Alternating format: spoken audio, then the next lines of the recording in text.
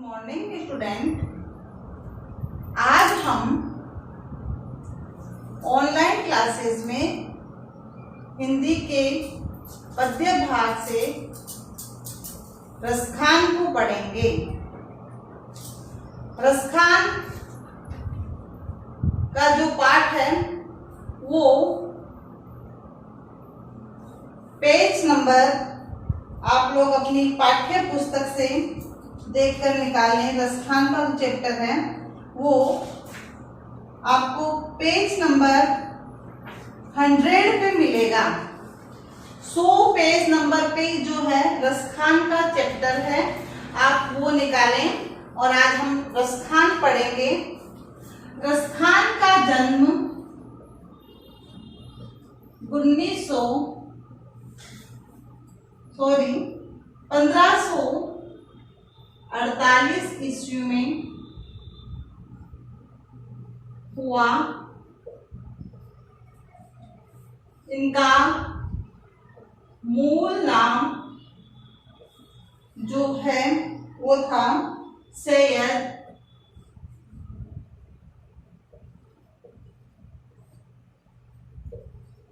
इब्राहिम।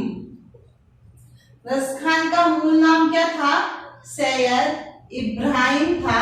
रसखान का जन्म कब हुआ? 1548 ईस्वी में हुआ।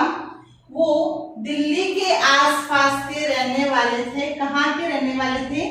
दिल्ली के आसपास के रहने वाले थे। मूल नाम क्या था? सैयद इब्राहिम। कृष्ण भक्त थे। मुस्लिम होते हुए भी क्या थे? कृष्ण भगवान के भक्त थे। गोस्वामी विठल नाथ से शिक्षा ली। किससे ली? गोस्वामी विठल दास से शिक्षा ली थी इन्होंने। किससे ली? गोस्वामी विठल दास से जो इन्होंने शिक्षा ली। और बाद में ये कृष्ण भक्त होने के कारण ब्रज में जाकर ये रहने लग गए, ब्रज में बस गए थे और 1628 के लगभग इनकी मृत्यु हुई। इनका देहांत 1668 ईस्वी में इनका देहांत हुआ। रसखान, सुजान रसखान और प्रेम वाटिका उनकी उपलब्ध कृतियां हैं।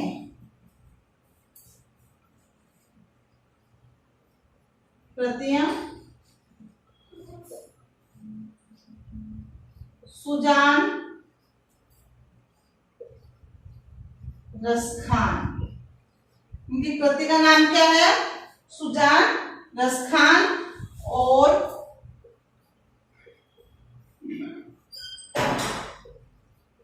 प्रेम वाटिका। ये इनकी क्या है बेटे? प्रमुख कृतियां हैं।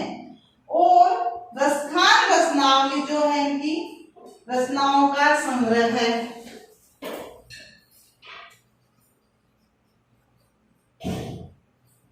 रचनाओं का संग्रह। रचनाओं के संग्रह का नाम क्या है? रसखान रचनावली। रसखान रचनावली ये इनकी रचनाओं का संग्रह है। ये कृष्ण भक्त थे और केवल कृष्ण की भक्ति को ही प्रकट करते थे।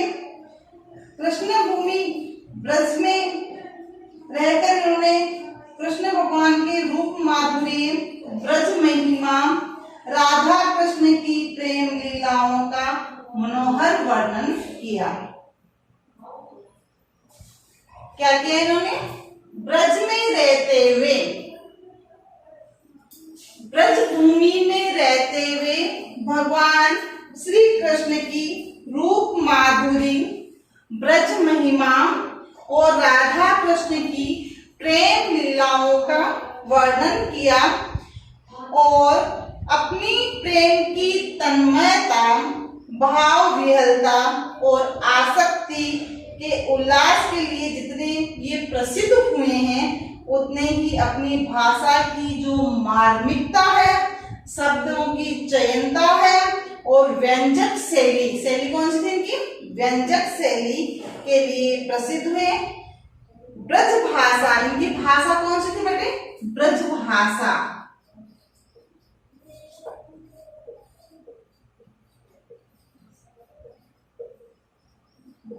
और व्यंजक शैली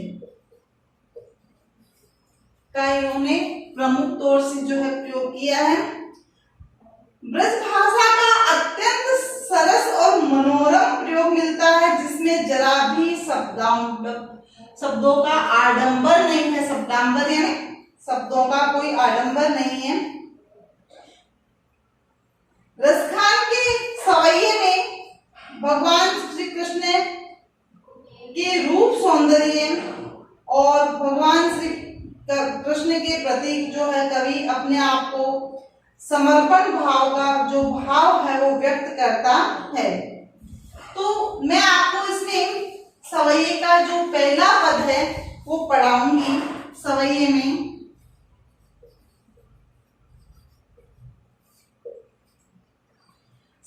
आप देखो, किताब से देखें,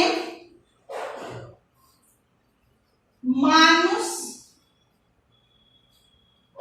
हो तो, यहां से मैं आपको पढ़ा रही हूं और यहां तक है कालिंदी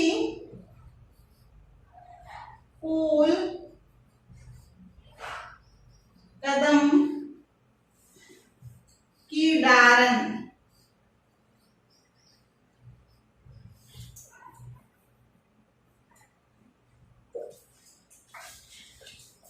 सभी बच्चे 101 पेज नंबर पर रसखान के सवैये को देखें। इनका पहला सवैया बहुत आराम से हम पढ़ेंगे।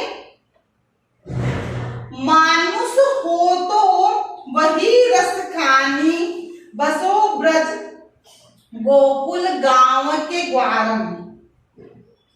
जो पशु हो तो कहाँ बस मेरो, चरो नित नंदन की धेनु मजारन। पाहन हो तो वही गिरि को जो, हरिछत्र पुरंदर धारन। जो खग हो तो बसेरो करो मिली, कालिंदी कूल कदम की डारन।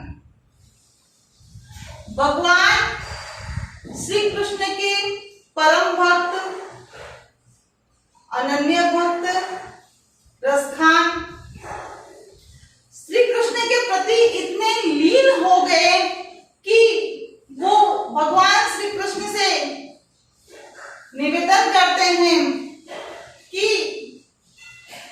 श्री कृष्ण भगवान से कहते हैं कि अगर मुझे मनुष्य बनाए अगले जन्म में, हे भगवान मुझे यदि मनुष्य बनाए, मानुष हो तो वही रस खानी, बसो ब्रज गोकुल गांव के ग्वारन। अगर मुझे भगवान मनुष्य बनाए अगले जन्म में, तो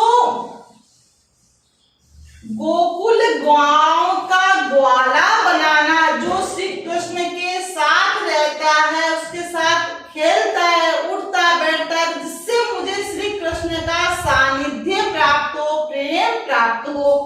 यदि हे ईश्वर मुझे पशु बनाए, जो पशु हो तो, अगर मुझे पशु बनाए तो कहाँ बस मेरा बसेरा कहाँ करना, चरोनित नंदन की धेनु मजारन। अगर मुझे पशु बनाए तो गाय बना देना, धेनु यानी गाय, और गाय भी बनाना, कहाँ पर बसेरा करना, नंद बाबा की गायों के मध्य ही मेरा बसेरा करना, कि जिससे श्री कृष्ण जो है उन गायों को चराने के लिए लेके आते हैं, तो उससे श्री कृष्ण का हमें सानिध्य भी प्राप्त हो जाए और प्रेम भी प्राप्त हो जाए।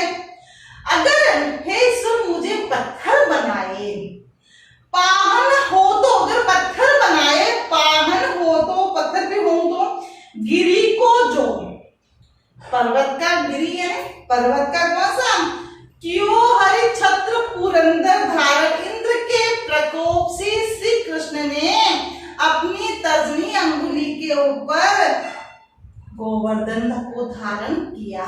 तो गोवर्धन पर्वत का कोई पत्थर एक हिस्सा मुझे जरूर बना देना, अगर पत्थर भी बनाए तो, जिससे मुझे श्री कृष्ण का प्रेम और सानिध्य प्राप्त हो जाए।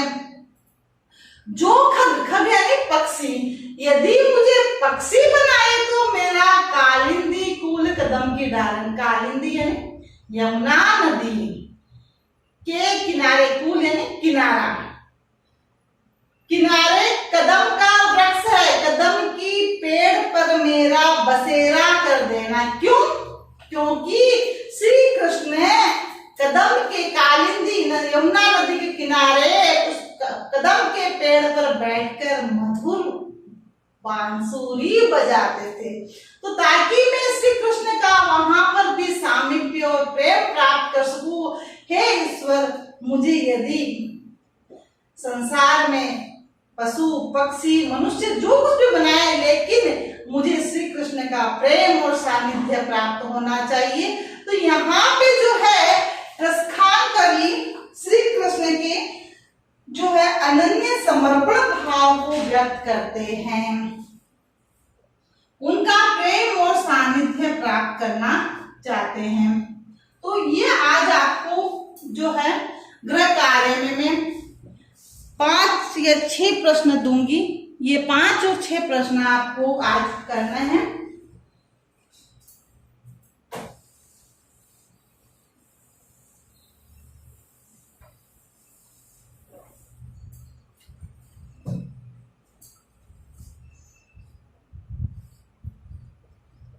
गृह कार्य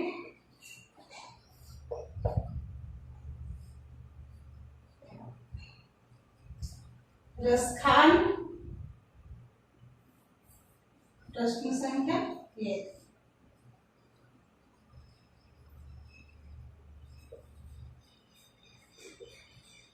जन्म कब हुआ, रसखान का जन्म कब हुआ, 1548 ईस्वी में हुआ। दूसरा प्रश्न, रसखान का मूल नाम बताइए। तो मूल नाम क्या है रसखान का?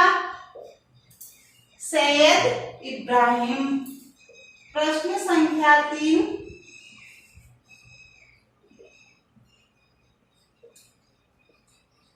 कवि रसखान की प्रमुख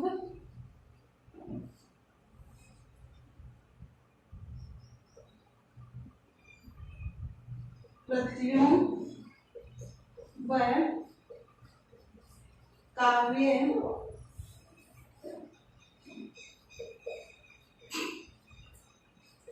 संग्रह का नाम बताइए।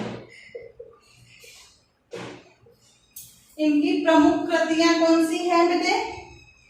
प्रमुख कृति इनकी सुजान रसखान और प्रेम वाटिका है, और रसखान रचनावली जो है वो इनकी प्रमुख काव्य संग्रह है। इसके अलावा हम जो है श्री कृष्ण के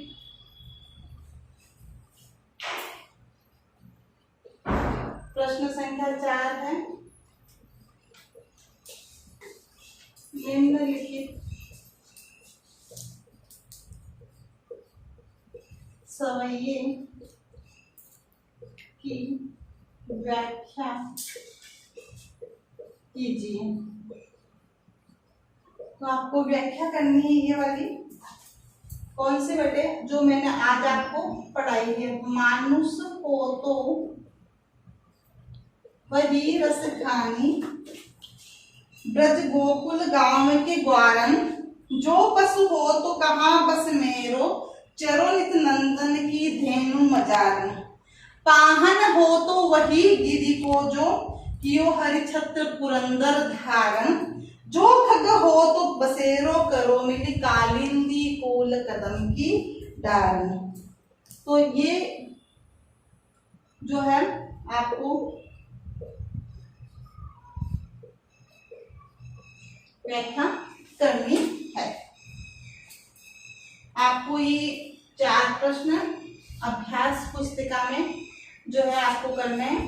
थैंक यू। अगर इसमें कोई प्रॉब्लम है तो मैं कल दोहरान वापस करवाते हुए आगे बढ़ूंगी।